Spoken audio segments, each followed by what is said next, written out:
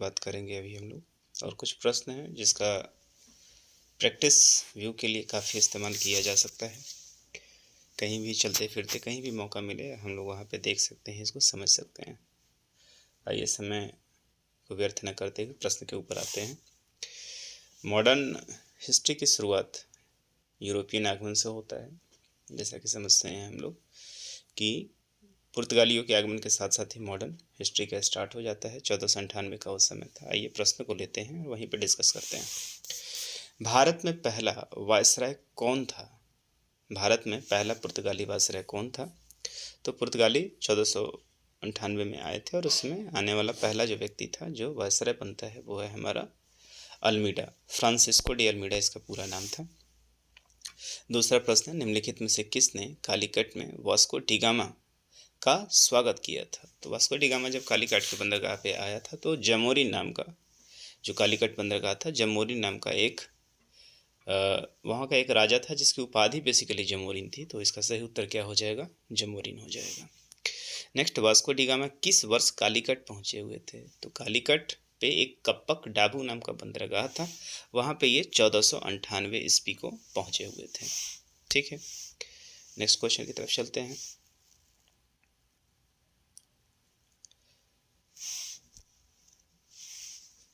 अगला प्रश्न है हमारा, वास्को डी गामा भारत कब आया था? तो दोनों एक ही क्वेश्चन है, तो 1498 इसका सही उत्तर हो जाएगा। भारत में पुर्तगाली शक्ति का वास्तविक संस्थापक कौन था? देखिए, वास्तविक शक्ति के बारे में यदि पूछे आपसे तो ऐसे पहला जो गवर्नर था वो तो हमारा फ्रांसिस्को डी अल्मीडा था, लेकिन वास्तविक जो संस्थापक था वो था हमारा अल्बुकर्क। ठीक है, नेक्स्ट,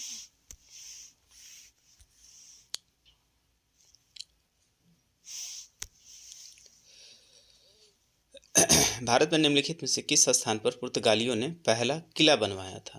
तो पुर्तगालियों ने यदि पहला किला का यदि पूछे तो ये लोग सबसे पहले कोचिन में अपना पहला किला बनाने में सफल हुए थे। व्यापार के लिए भारत आने वाले पहले यूरोपीय कौन थे? तो निश्चित रूप से सभी जो यूरोपीय भारत में उस दौर में आए व्यापार के लिए ही आए थे, और वैसे में सबसे पहला नाम पुर्तगाली का आता है जो कि 1498 ईस्वी में केरल के कप्पक डाबू बंदरगाह पे पहुंचे हुए थे। ठीक है, नेक्स्ट,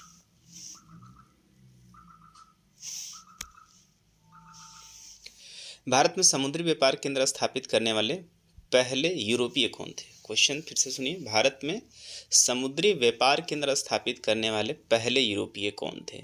तो यहाँ भी समुद्री व्यापार क्या, इन्होंने तो लगभग 100 सालों तक 1498 ईस्वी में आए थे और 1595 के बाद पहले डच और फिर ब्रिटेन वाले लाए। तो 100 वर्षों तक तो इनका कोई कंपटीटर ही नहीं था। निश्चित रूप से पुर्तगाली ही पहले यूरोपीय थे जिन्होंने अपना व्यापारिक केंद्र स्थापित किया। बंगाल की खाड़ी से लेकर मलक्का और इधर फारस की खाड़ी तक सारे जगह अपना स्थापत्य बना लिया था। बंगाल में निम्नलिखित कारखानों में से एक पुर्तगाली द्वारा स्थापित किया गया था, तो कौन था? तो बंगाल में निश्चित रूप से हुगली ही था जहां पुर्तगालियों ने इसको स्थापित किया था, और स्थापित भी क्या किया था, यहाँ पे लूटपाट का केंद्र बनाया था। ठीक है, अगला प्रश्न भी बीपीएससी पूछ चुकी है इस प्रश्न को। यहाँ पे देखिए क्वेश्चन नंबर 10 में है, हुगली को बंगाल की खाड़ी में समुद्री डकैती के लिए आधार के रूप में इस्तेमाल किया जाता था। तो कौन सा बंदरगाह था जिसको इस्तेमाल किया जाता था? कौन लोग थे वो इस्तेमाल करते थे? निश्चित रूप से पुर्तगाली थे जो समुद्री डकैती के लिए इसका इस्तेमाल कर रहे थे। ठीक है, नेक्स्ट प्रश्न के ऊपर आ जाइए। निम्नलिखित में कौन ब्लू वाटर से संबंधित है? तो ब्लू वाटर पॉलिसी बेसिकली लाया गया था, किसके द्वारा लाया गया था? तो ये सही उत्तर हो जाएगा आपका फ्रांसिस्को डी अल्मीडा। मतलब जैसा भी हम लोगों ने बात किया समुद्री स्थापत्य का, तो इन्होंने ब्लू वाटर, अब ये सब लोगों से ना कार्टेज सिस्टम कुछ लेना शुरू कर दिए थे, इतना ज़्यादा आधिपत्य हो गया था। ऐसे तो इसको शांति का समझौता कहते हैं, लेकिन ऐसा कुछ था नहीं। ये सारे लोगों से टैक्स वसूला करते थे। ठीक है, अपने आप को स्वामी समझ लिए, समुद्र का स्वामी समझ लिए थे। नेक्स्ट, निम्नलिखित में से कौन कलकत्ता का संस्थापक था? तो कलकत्ता संस्थापक आपको याद होगा कि ब्रिटिश काल में कलकत्ता का जो संस्थापक था वो था हमारा जॉब चॉर्नक। 3 गांवों को लेकर ये मिलाया था, सूतानाती, कालीकता और गोविंदपुर। ये 3 गांवों को मिलाकर लीज पे लिया था इसने, और यहीं पे आज का जो कलकत्ता शहर है उसको बसाया गया था। नेक्स्ट, प्रश्न है, निम्नलिखित यूरोपीय लोगों में से कौन स्वतंत्रता पूर्व भारत आने वाला अंतिम था? तो स्वतंत्रता के पूर्व में यदि आप देखेंगे तो भारत में सबसे अंत में कौन आया था? निश्चित रूप से फ्रेंच आए थे, फ्रांसीसी आए थे, जिसके साथ आप सभी को याद होगा डुप्ले की नीति याद होगी, और सबसे अंतिम में आने वाला यही फ्रेंच थे। नेक्स्ट, भारत में यूरोपीय शक्ति के प्रवेश के संदर्भ में निम्नलिखित में से कौन सा कथन सही नहीं है? तो यहाँ देखिए, क्वेश्चन फिर से देख लीजिए, भारत में यूरोपीय शक्ति के प्रवेश के संदर्भ में कौन सा कथन सही नहीं है?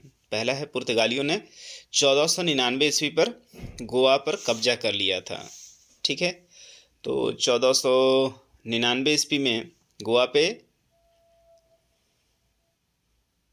कब्जा नहीं किया गया था, मतलब पुर्तगालियों ने,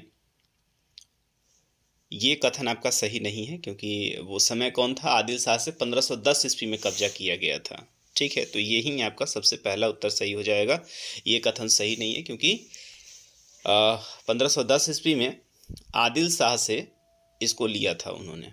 ठीक है, बाद में इस पे अपना आधिपत्य इन लोगों ने जमा लिया था। ठीक है, आगे पढ़ने की आवश्यकता यहाँ पे अब है ही नहीं। नेक्स्ट क्वेश्चन की तरफ चलते हैं।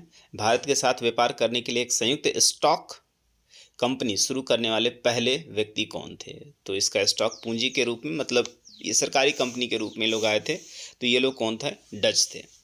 ठीक है, निम्नलिखित में से किस स्थान पर डचों ने भारत में अपना व्यापारिक केंद्र स्थापित किया था? तो व्यापारिक केंद्र के रूप में आप देखेंगे तो डचों का जो व्यापारिक केंद्र था, ये नागपट्टी, चिंसूरा, मछलीपट्टम, सूरत, भरूच, सब जगह इन्होंने अपना स्थापित किया था। तो सभी सही हो जाएंगे। नेक्स्ट है, निम्नलिखित में से कौन सा कथन सही है?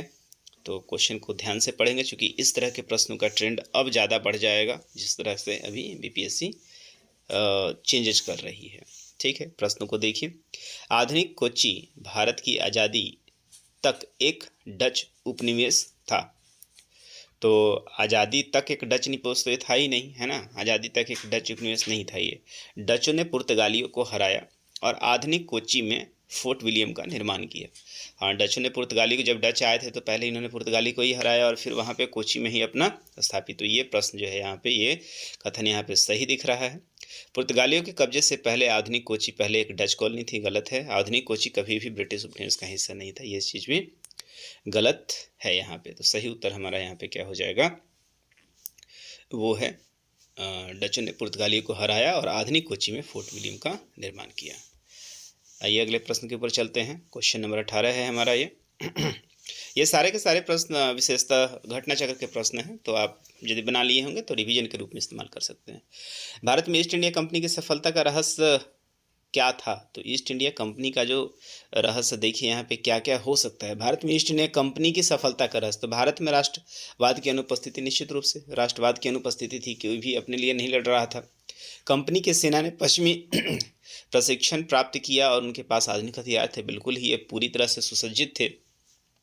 भारतीय सैनिकों में निष्ठा की कमी थी, जिसके परिणाम स्वरूप उन्हें पर्याप्त रूप से खेलने वाले उन्हें अपनी सेवा में रख सकते थे। तो जितने भी भारतीय लोग थे अब उनको नौकरी की तलाश थी और नौकरी वो किसी के यहाँ करने को लिए तैयार थे, ऐसा कोई राष्ट्रवाद की भावना थी ही नहीं।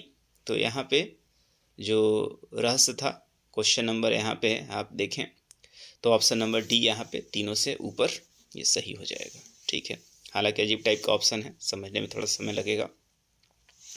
निम्नलिखित में से किस ब्रिटिश कंपनी को भारत में व्यापार करने की अनुमति देने वाला पहला चार्टर मिला? तो ये क्वेश्चन ध्यान से पढ़िए। ब्रिटिश कंपनी ही है भारत में व्यापार करने की अनुमति देने वाला पहला चार्टर मिला था। तो पहली जो कंपनी थी जिसको ये चार्टर मिला था वो था लेवेंट कंपनी। नाम याद रखेंगे, लेवेंट कंपनी जो थी उसको ये चार्टर मिला था। आपको याद होगा कि पहले ये लोग 15 साल का लिए थे और बाद में सेकेंड टर्म में इसको अनिश्चित काल के लिए बढ़ा दिया गया था।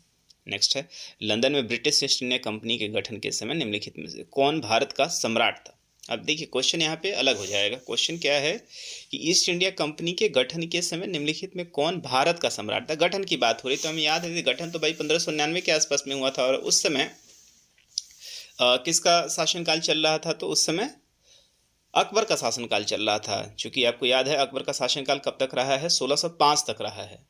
ठीक है, तो 1605 तक अकबर का शासनकाल रहा है और कंपनी स्थापित हुई थी 1599 में। तो सही उत्तर हमारा क्या हो जाएगा? अकबर हो जाएगा। ठीक है। किस मुगल सम्राट के समय अंग्रेजी ईस्ट इंडिया कंपनी ने भारत में अपना पहला कारखाना स्थापित किया था? ये प्रश्न को समझिए। मुगल सम्राट के समय अंग्रेजी ईस्ट इंडिया कंपनी ने भारत में अपना पहला कारखाना स्थापित किया था। तो ब्रिटिश ईस्ट इंडिया कंपनी ऐसे तो चले थे ये लोग बहुत पहले, भारत आते आते 1608 हो गया था। कारखाना तो 8 में किसका शासनकाल चल रहा था? तो निश्चित रूप से अकबर का शासनकाल नहीं था, वहाँ पे शासनकाल किसका चल रहा था? जहांगीर का शासनकाल चल रहा था। और ये इसके पीछे पीछे आगरा आए थे और यहीं पे इन्होंने पहले तो कोशिश किया, इन्होंने सूरत में अपना फैक्ट्री बैठाने का, सफलता हाथ नहीं लगी थी। तो शुरुआती दौर में अनटेम्पररी मतलब टेम्पररी आधार पर इन्होंने मसूलीपट्टनम में स्थापित किया। फिर 1613 ईस्वी में इन्होंने अपना परमानेंट कारखाना कहाँ स्थापित कर लिया था? सूरत में स्थापित कर लिया था। ठीक है, अगले प्रश्न की तरफ चलते हैं।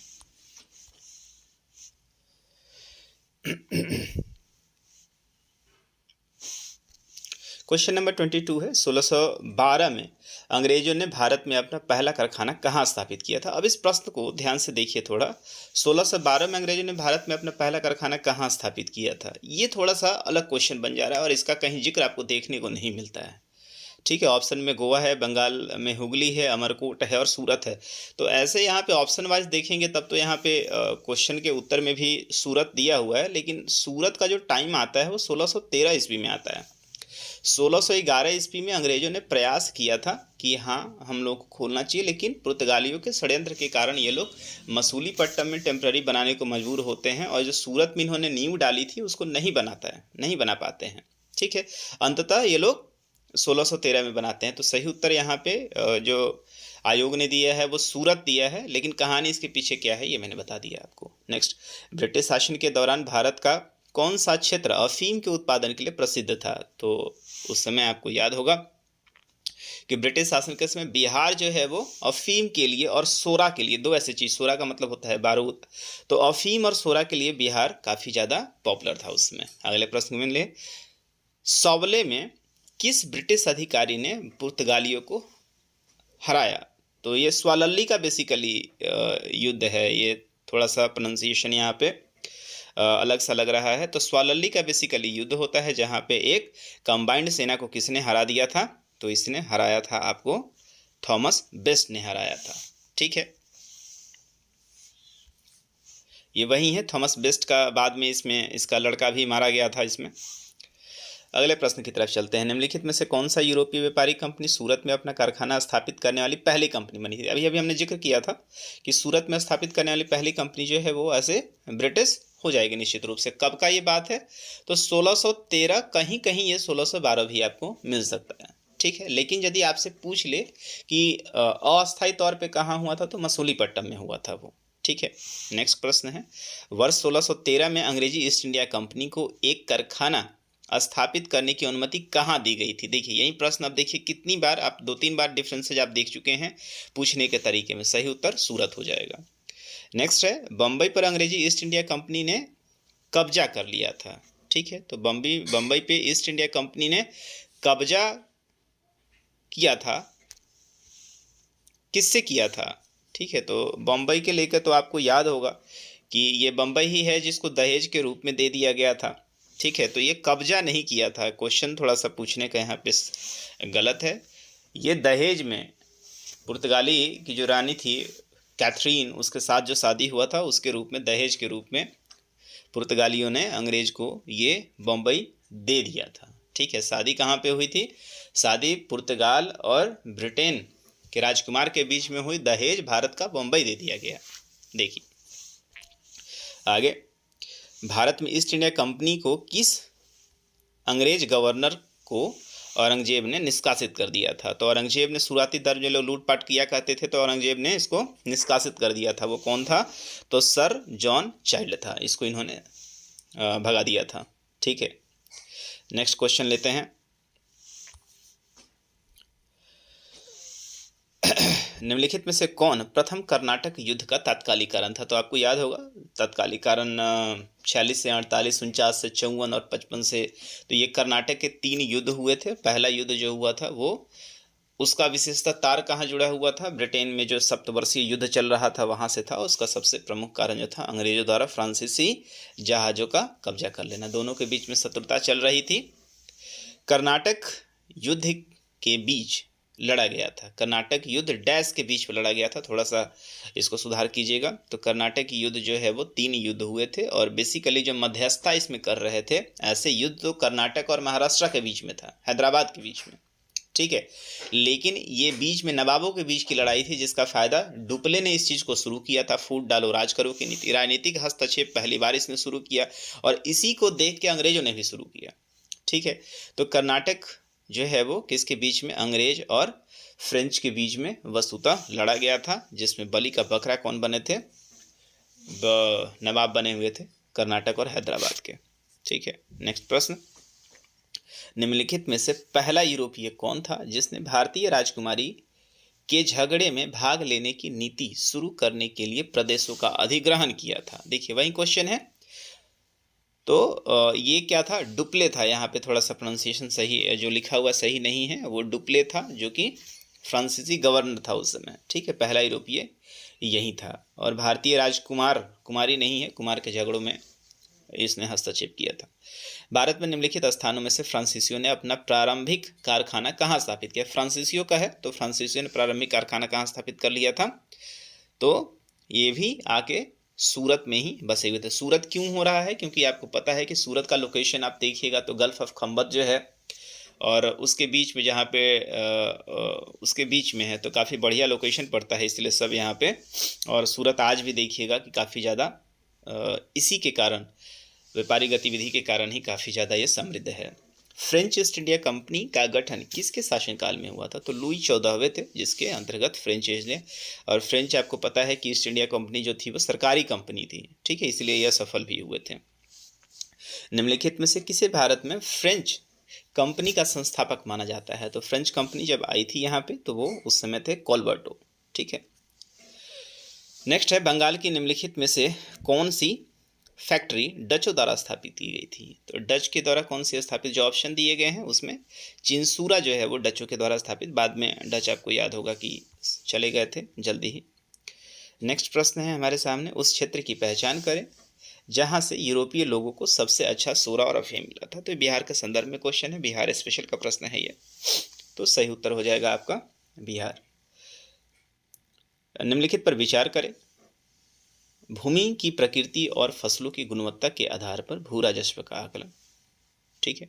युद्ध में मोबाइल तोपों का प्रयोग, तंबाकू और लाल मिर्च की खेती, उपरोक्त में से किसे अंग्रेजों द्वारा भारत में पेश किया गया था, तो कौन सा सही होगा यहाँ पे, तो यहाँ पे देखिए आप ऑप्शन नंबर, अंग्रेजों के द्वारा यदि आप देखेंगे कौन सा है, कौन सा क्वेश्चन यहाँ पे क्या है, फिर से देख लीजिए कि भूमि की प्रकृति और फसलों की गुणवत्ता के आधार पर भू राजस्व का आकलन नहीं किया था। अंग्रेजों को सिर्फ राजस्व वसूलने से मतलब था, गुणवत्ता उसकी है कि नहीं है, कैसे हो रहा है, उससे इनको कोई मतलब नहीं था, तो ये भी गलत।